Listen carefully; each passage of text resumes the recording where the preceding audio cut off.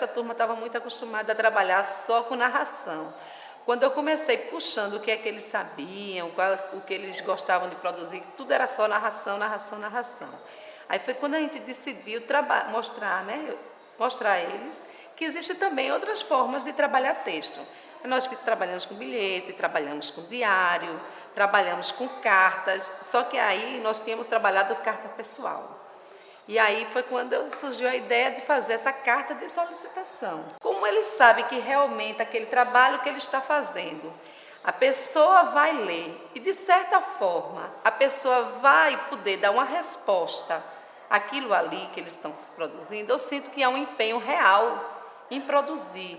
Onde quando digamos, ele trabalha algum tipo textual, uma narração, uma descrição, uma dissertação, como ele sabe que aquele trabalho está sendo produzido só para a professora, então ele entende apenas que ele tem que evitar os erros gramaticais, né? Ele tem que fazer essa correção, mas não tem grande interesse assim no empenho das palavras, do interesse de que aquilo ali, de certa forma, vai ser lido realmente, de que vai ter alguma resposta. Eu sinto que, assim, trabalhando os gêneros é muito bom, porque eles realmente se empenham.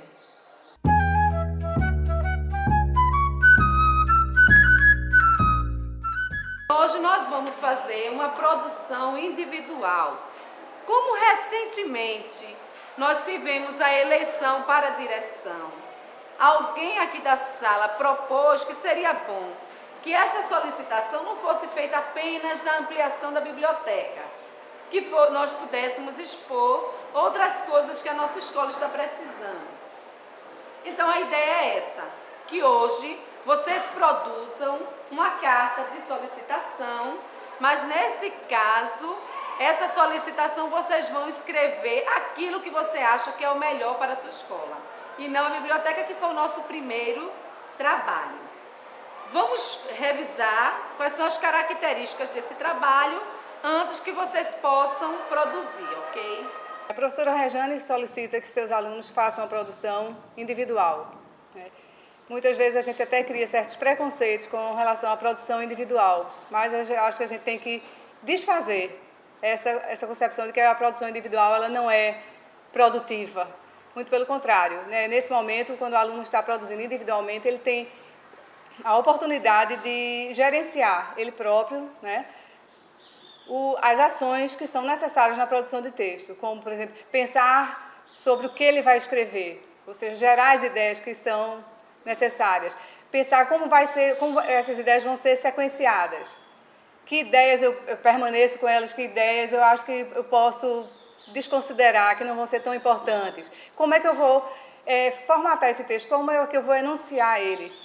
Isso vai estar relacionado também com o gênero escolhido, com as finalidades. Então, nesse momento, o aluno vai poder estar realmente à frente, né, das decisões a serem tomadas com relação às ações que são necessárias para produzir.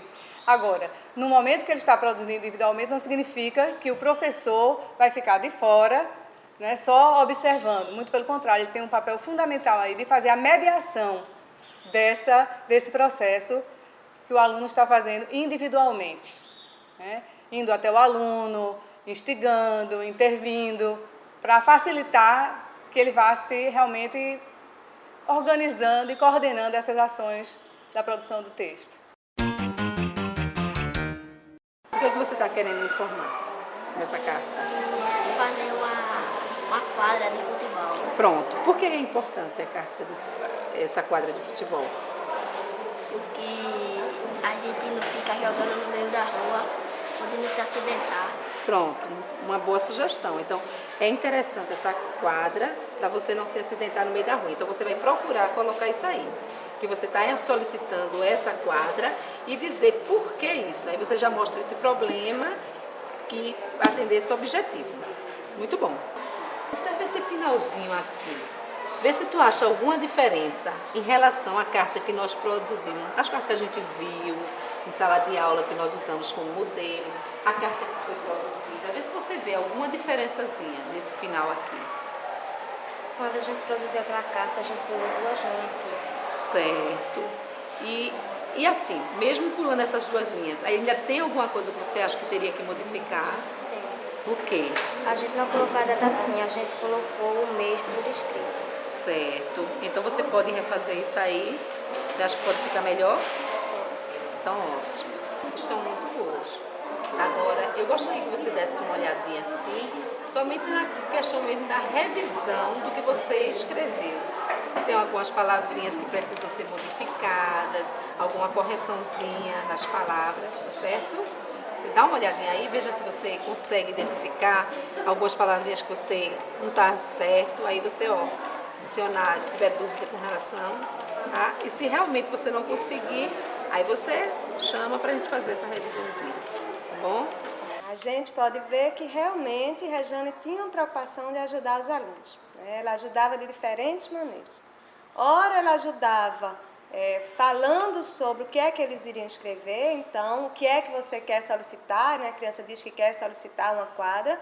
Ora, ela ajudava fazendo com que eles pensassem como era que eles iriam escrever aquilo que eles queriam escrever.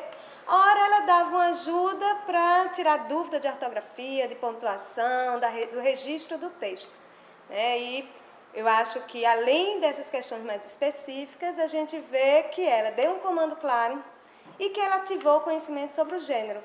O que ela faz, na realidade, numa partezinha que não aparece aí no vídeo, é pensar com eles quais são as características do gênero carta de solicitação. O que é que a gente tem que botar? Que tipo de linguagem a gente utiliza? E não só quando ela faz aquela reflexão mais geral, mas quando ela vai em cada criança e ela pergunta como é que começa uma carta de solicitação. Então, ajudar a criança a ativar conhecimentos prévios para que dê conta, né, dessa tarefa. Também, assim, disponibilizar outros materiais, né, que ajudam na produção do texto. Muitas vezes surgem dúvidas sobre determinada palavra, como ela se escreve, ou qual a melhor palavra, o melhor vocábulo para botar aquilo que eu estou querendo significar. Então, o dicionário pode ajudar. Então, isso é um material que também está disponível na sala, durante a aula, que os alunos podiam recorrer a ele como ajuda. E acho que até ajuda para a coesão textual, né? Exato. Porque tem hora que o professor para pertinho e diz, olha, você está repetindo muito essa palavra. E a criança fica pensando que outra palavra colocar no lugar. E às vezes o dicionário ajuda a pensar qual é a substituição lexical que eu vou fazer, que tipo de palavra ou, né, que expressão eu posso usar para poder dar essa continuidade no texto. E isso também remete, quer dizer, na medida que a professora circula, né, entre os alunos, observando como é que eles estão produzindo o texto, lendo junto com eles, questionando, né, como o Thelma referiu agora, quer dizer, se está havendo uma repetição muito grande de determinado termo ao longo do texto daquele aluno, ela para questionando, será que a gente não poderia, né, substituir esse por um outro? Que outro termo a gente poderia? Então, esses questionamentos que a professora faz junto ao aluno são muito importantes para ajudá-lo, né, nessa produção. E ela só consegue isso se ela estiver lendo, né? Se ela der uma orientação geral e ficar esperando, ela não vai ensinar esse tipo de especificidade do texto escrito, né? Por isso a importância realmente dela circular e de ler os textos e conversar, dialogar com o aluno que está produzindo aquele texto com ele, né, sobre o que é que ele está querendo dizer, sempre lembrando assim, para quem que a gente está escrevendo esse texto, para que você está escrevendo esse texto, né? Quem é que vai ler esse texto, será que ele vai conseguir entender assim, tem alguma coisa que a gente possa melhorar, quer dizer, então ela vai estar lançando questionamentos que vai ajudá-lo nessa produção. E que na produção em dupla também é importante que isso aconteça, né? O que a gente vê agora na aula de miscelânea.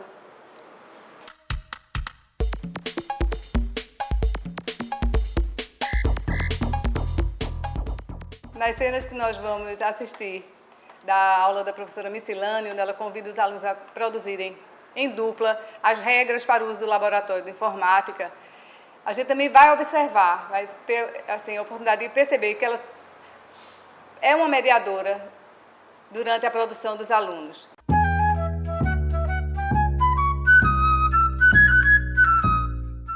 Eu gostaria que vocês se juntassem em duplas, certo? E pensassem em conjunto outras normas, além dessa que mencionou Michele, Emanuel, Iósio, outras. Que outras possibilidades de um bom, não é, de de um bom relacionamento dentro do laboratório. Como é que a gente pode fazer isso? Depois que eles produzem em dupla as regras, ela convida as duplas para socializarem na sala e eles vão selecionando quais daquelas pensadas, né, por cada dupla, deveriam realmente permanecer para ser depois encaminhada para o laboratório. E durante esse momento ela vai aproveitando e fazendo a revisão, né, tentando assim melhorar o que foi já pensado e produzido, né, mostrando para eles que um texto está sempre sendo possível de ser revisto, de ser melhorado. Eu queria que um de vocês viesse aqui ao quadro, não é, para colocar aquela escolha, vocês mesmos façam a seleção de vocês, aquela que vocês achou das 5, a mais importante, a mais pertinente lá para o laboratório. Tá? Eu posso começar a pedir.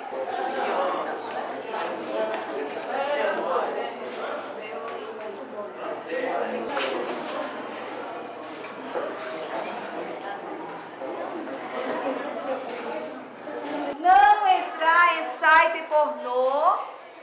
E hoje não foi você, Iose? Não. Diego. E aí todo mundo concordou, menos Luanderson. Mas eu acho que tá direitinho, né? Levando em conta o tempo que a gente vai passar no laboratório, não entrar realmente nesse site. Não pode levar lanches. E Diego esqueceu de colocar o acento no O. Pornô. Que palavra? Pornô.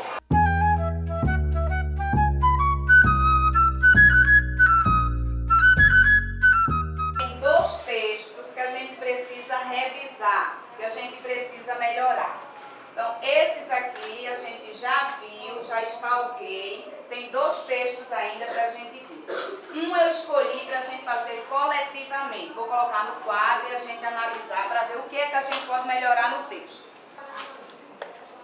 Pronto, esta é a fábula que nós vamos ler agora e ver o que é que a gente pode melhorar. Qual é o título? O Leão e o Macaco. Certo?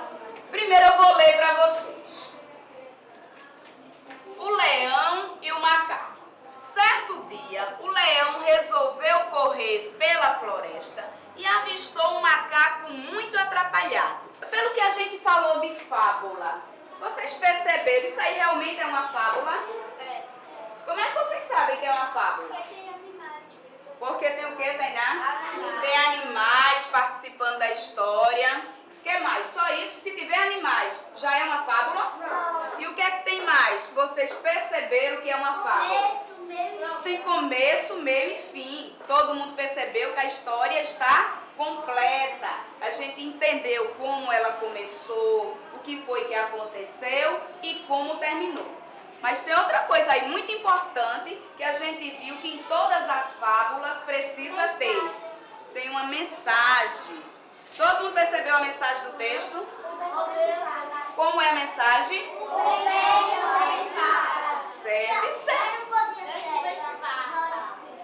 Pronto, a Edmilson está mostrando que poderia ter outra mensagem. Qual era a outra mensagem?